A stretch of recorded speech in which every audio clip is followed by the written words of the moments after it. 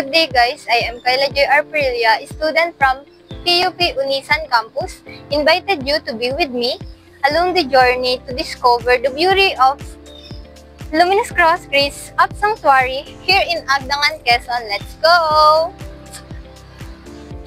Ang Luminous Cross ay matatagpuan sa bayan ng Agdangan, Quezon. Sa puso ng Agdangan, Quezon, matatagpuan ang isang lugar ng kapayapaan at inspirasyon, ang Luminous Cross Grace of Sanctuary. Isang simbolo ng pananampalataya at pag-asa, ang Luminous Cross ay itinayo upang magbigay ng lakas ng loob at pananampalataya sa bawat dumadalaw.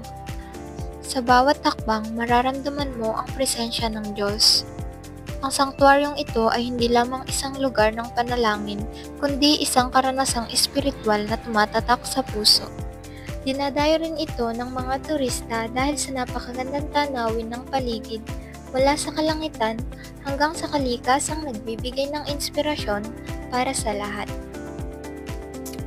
Ang Luminous Cross Grace of Sanctuary ay bukas para sa lahat, mga pamilya, grupo o individual na naghahanap ng tahimik na lugar para magmuni-muni at magdasal.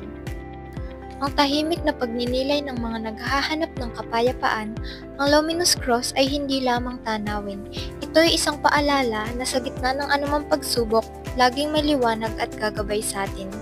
Halina't tuklasin ang Luminous Cross Grace of Sanctuary, isang lugar kung saan nagtatagpo ang kalikasan, pananampalataya at kapayapaan. Tara na sa Agdangan, Quezon at maranasan ang biyaya ng krus na ito. Thank you for watching!